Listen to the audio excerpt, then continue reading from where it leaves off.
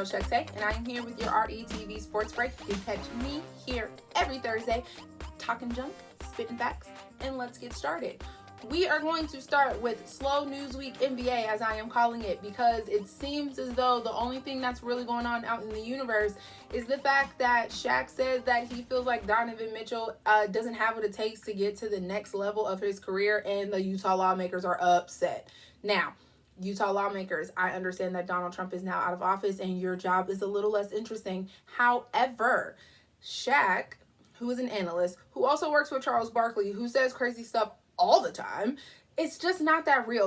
And the fact that the only thing that you can do to defend Donovan Mitchell is talk about Kazam, his free throws, and Shaq Fu, like that's something new.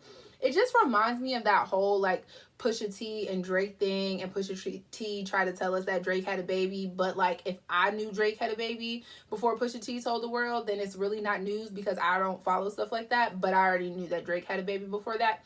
Anyway, that's what it seems like. Like, oh, we're going to talk about Shaq and talk about Kazam, even though we've been talking about Kazam in a derogatory way for almost 30 years. We're going to talk about his free throws, even though we know that there's one thing that Shaq can't do, and that's shoot free throws. Corresponding with this love fest that has broken out here at Staples.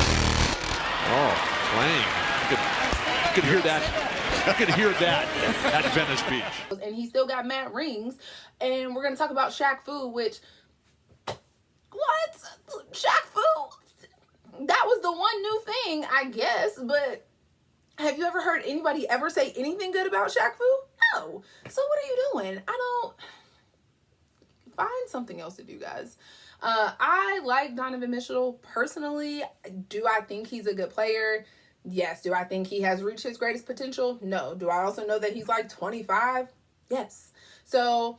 maybe a little unfair of Shaq.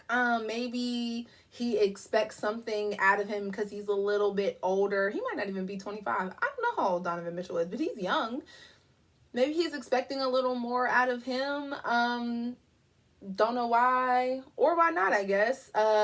Maybe you're being a little hard, but I don't disagree to the extent of y'all need to be like running to defend him.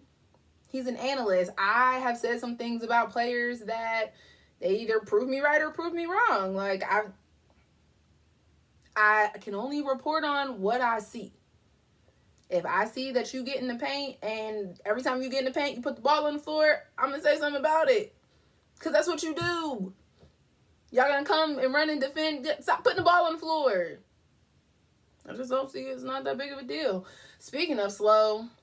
Newsweek in the NBA. Also, big headline, Russell Westbrook and John Wall talking junk results in a double technical, and Russell Westbrook has a pattern. It's fashion show, warm up, maybe a little dancing, play, trash talk, end of the game, more trash talk. I don't understand. It's a pattern with him. He's nothing else but consistent. It's not news, guys. It's not. I mean, maybe because John Wall was talking him back. Maybe it's because it was the first time that John Wall went back to Washington since being... I don't know. I don't know. But what I do know is that it's really not that big of a deal. And John Wall said it best. He trash talking. I mean, that's what two competitive guys do. You know what I mean? Russ been kicking my ass for years. This is only my third win, I think, against Russ since I've been in the league. So, you know what I mean? He's a hell of a talent. I know he's dealing with injuries the same I was, and we're just trying to keep getting better and trying to lead our team. But just two competitive guys that trash talk. You know what I mean? This ain't the first time we trash talked before, and we know how good he could be. He said it's just two competitive guys trash talking. That's it, and that's all. And when they see each other again, it's gonna happen again. Maybe it won't result in a couple technicals, but get over it. Just get over it, guys. It's just not that big of a deal.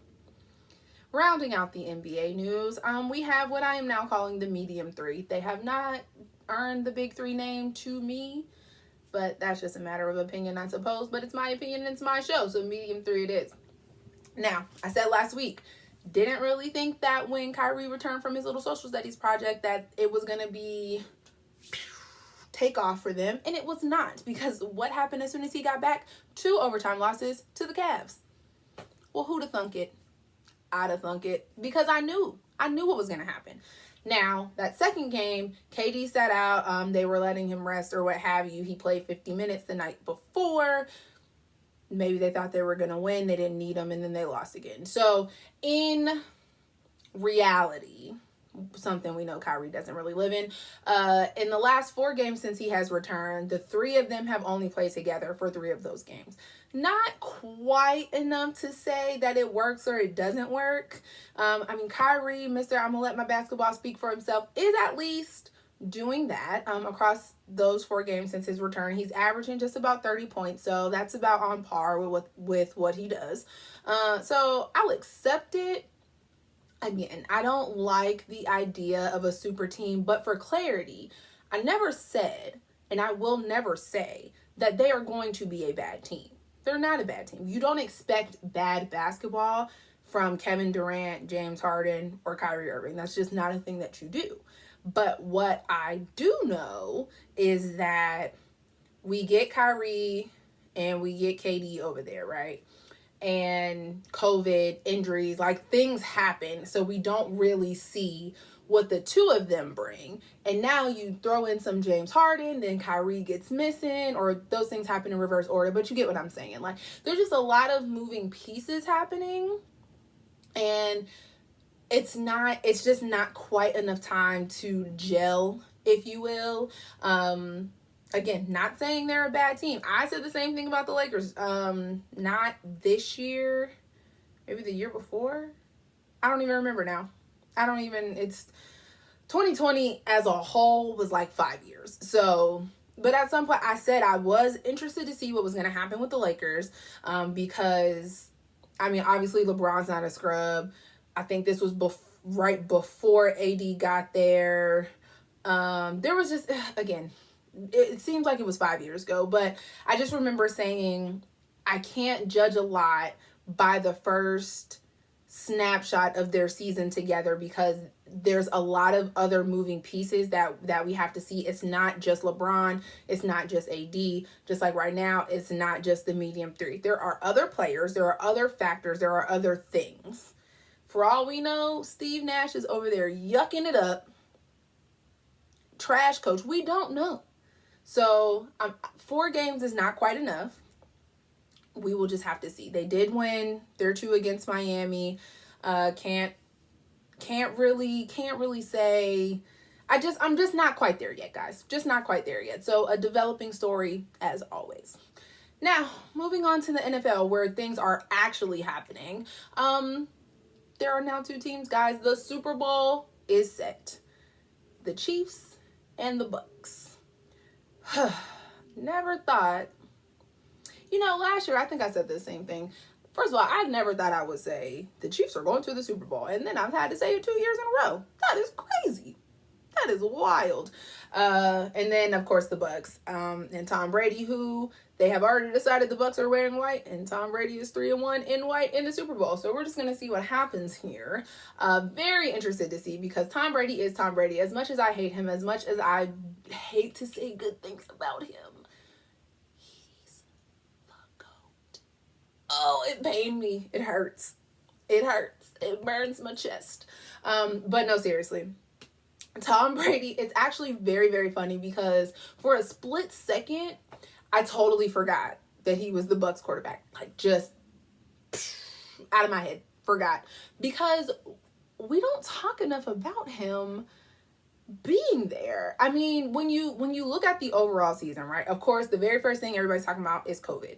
And then we get to reigning Super Bowl champs, the Chiefs. Then we had the Steelers going undefeated for as long as they did. And then it was like some other stuff. Drew Brees was having a little bit of a time. It was just a lot of things going on. But I'm like, I can't really think of like a major headline, big, we're talking about this all week thing that was about Tom Brady.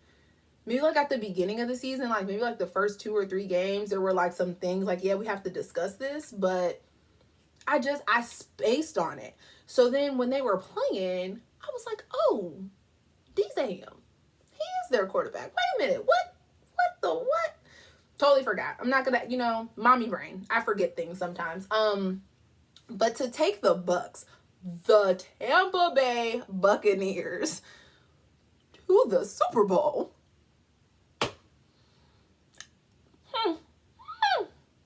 As much as I never thought I'd say the Chiefs are going, the Buccaneers? Absolutely not. Absolutely not. Forget about it. Never to thunk it. Never to thunk it at all. But the stage is set. February the 7th. That sounds right. I'm going to look at my notes. Yep. February the 7th. The Chiefs and the Bucs. And then, of course, we have Patrick Mahomes, who skated through the concussion protocol somehow, some way. But he is back. They are ready. They want ring number 2. Tom Brady is searching for ring number 8. That sounds right. Yes, 8. Yeah, that sounds right. Somebody's gonna correct me if I'm wrong, but it's this is gonna be a good one. This is gonna be a good one, guys, and I'm excited for the first time in a really long time, because it was kind of like that. You know, for a while I was not super excited about the NBA Finals because I'm like, I'm really tired of watching Golden State. Whether they win or lose, I'm just tired of watching them in the finals. And I was starting to get like that about the Super Bowl. Like, I'm tired of watching the Pats. Like, I just am. Just am. Last year was a good change of pace. But this year is going to be quite interesting. It's going to be interesting. We have a little bit of a break because the Pro Bowl was supposed to be this week coming. And then, of course, that's the one thing the NFL canceled this whole year because that was the thing we were worried about. And then we will have the Super Bowl on the 7th. So let's just see what happens. The Chiefs walk into the Super Bowl with a record of 14-2, and the Bucs walk in with a record of 11-5. But we know Tom Brady is Tom Brady, but we also know Patrick Mahomes is Patrick Mahomes. So I'm taking all side bets. Just, you know, hit my DM. Let's see. Let's make something happen here. And then, of course, there are rumors that should Tom Brady win, he's going to retire. That's very interesting, because it seems like the whole league is retiring. So since we last spoke and saw one another, Phillip Rivers had retired, of course.